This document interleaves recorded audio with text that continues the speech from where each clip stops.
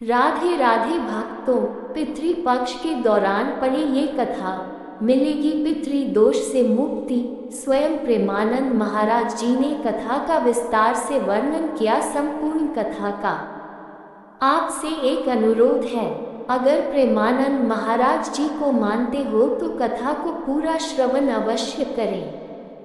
पितृपक्ष के 15 दिन अत्यंत महत्वपूर्ण माने जाते हैं।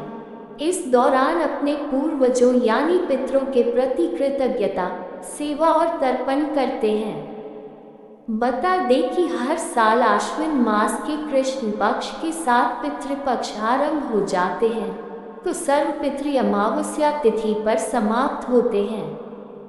इस दौरान तर्पण, श्राद्ध, दान आदि से पितरों की आत्मा को शांति, बल, समृद्धि और मुक्ति प्राप्त होती है।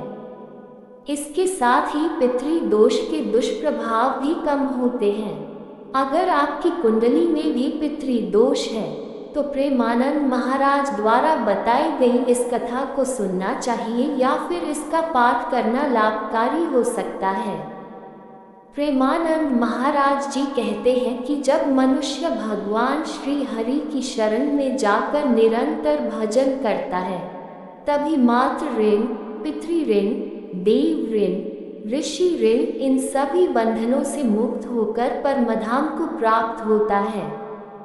यदि व्यक्ति भगवान की शरण में नहीं जाता, भजन नहीं करता, तो उस पर अनेक ऋण बने रहते हैं और अंततः दुर्गति की प्राप्ति होती है। ऐसा नहीं कि आप कमाएं, खाएं और उसके बाद मर जाएं तो स्वर्ग प्राप्त कर लेंगे। मनुष्य शरीर इसलिए मिला है कि इन ऋणों को चुकाया जाए।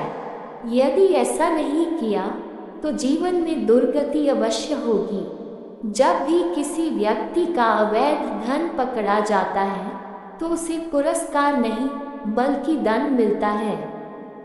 चाहे धन व्यापार से कमाया हो या परिश्रम से, यदि उसने उसका उचित भाग कर रूप में नहीं दिया तो वह कर चोरी मानी जाती है।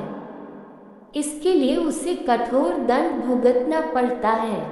इसी प्रकार परिवार, पत्नी, पुत्र, बंधु ये सब भगवान की देन है। यदि आप उनकी सेवा नहीं करेंगे, उनका स्मरण नहीं करेंगे, तो ये भी आपके लिए बंधन बन सकते हैं। अतः आवश्यक है कि भगवान की शरण लेकर उनका स्मरण करें, तब वे स्वयं आपके सभी ऋणों को दूर कर देंगे। एकादश स्कंद में स्पष्ट कहा गया है कि जो भगवान का भजन करता है उसका कोई ऋण शेष नहीं रहता। महाभारत में एक सुंदर प्रसंग आता है।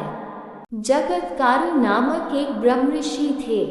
ऋषि और भक्त में अंतर होता है। तपस्या प्रधान ऋषि जैसे दुर्वासा कठोर तप करते थे, किंतु भक्ति से युक्त योगी अलग होते हैं।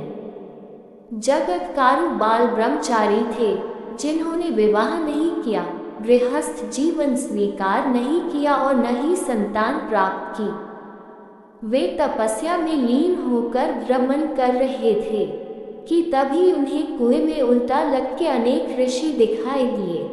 वे केवल एक तंतु से जुड़े थे, जिसे 2 चूहे काट रहे थे, एक काला दूसरा सफेद। ये देखकर वे द्रवित हो उठे। उन्होंने पूछा, मैं आपकी रक्षा कैसे कर सकता हूँ? ऋषियों ने बताया कि ये 2 चूहे रात और दिन हैं और हम तुम्हारे पितर हैं। ये तंतु तुम्हारी आयु का प्रतीक है जो निरंतर कटती जा रही है। तुम अकेले हो, तुम्हारा विवाह नहीं हुआ, कोई संतान नहीं है, इसलिए तुमसे जुड़ा तंतु ही कुल का आधार है। यदि तुम विवाह नहीं करोगे तो हम सब नरक में गिर जाएंगे। ये दृश्य देखकर जरत्कारु चिंतित हुए। उन्होंने निश्चय किया कि वे विवाह करेंगे ताकि पितरों का उद्धार हो। उन्होंने शर्त रखी कि कोई कन्या स्वयं आए, उसका नाम भी जरत्कारु हो और वे उसका भरण पोषण नहीं करेंगे, न ही कोई प्रश्न पूछेंगे। तभी नागराज वासुकी अपनी बहन जरत्कारु को लेकर आए। उन्होंने कहा, हमारा सौभाग्य होगा यदि आप जैसे तपस्वी इसे स्वीकार करें। मैं स्वयं इसका भरण पोषण करूंगा और शास्त्र सम्मत आराधना में यह सदैव आपके धर्म का पालन करेगी, कभी कोई प्रश्न नहीं करेगी। जगतकारु ने विवाह स्वीकार कर लिया। कुछ समय बाद एक संध्या काल में जब वे अपनी पत्नी की गोद में विश्राम कर रहे थे, तब संध्या का समय हो गया। संध्या काल में सोना, भोजन करना, स्वाध्याय करना वर्जित माना गया है। संध्या समय केवल भगवान का स्मरण ही करना चाहिए। पत्नी ने विचार किया कि यदि मैं उन्हें टोका तो वे नाराज होकर मुझे छोड़ देंगे, परंतु धर्म की रक्षा हेतु उसने उन्हें जगाया। जरत्कारु क्रोधित हुए और कहा कि तुमने हमें टोका, इसलिए मैं तुम्हें त्याग करता हूँ। किंतु पत्नी ने विनम्रता से कहा, यदि आप संध्या अर्घ्य नहीं देंगे तो आपके जीवन भर की साधना में कलंक लग जाएगा। ये धर्म का सूक्ष्म विषय है, कृपया उठिए। उनकी भक्ति देखकर वे संध्या अर्घ देने उठ खड़े हुए।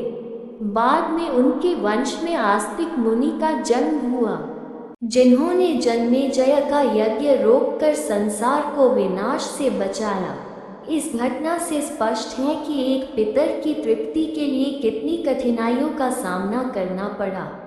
अतः ये समझना चाहिए कि केवल तपस्या पर्याप्त नहीं है। भगवान की शरण में जाकर निरंतर भजन करके ही मनुष्य मातृ ऋण, पितृ ऋण, देव ऋण, ऋषि ऋण सभी से मुक्त हो सकता है। मूढ़ जन इस गूढ़ सत्य को नहीं समझते, परंतु यही भगवान का वास्तविक आशय है। भक्ति ही जीवन का आधार है और इसी से मनुष्य दुर्गति से बचकर परमधाम को प्राप्त करता है।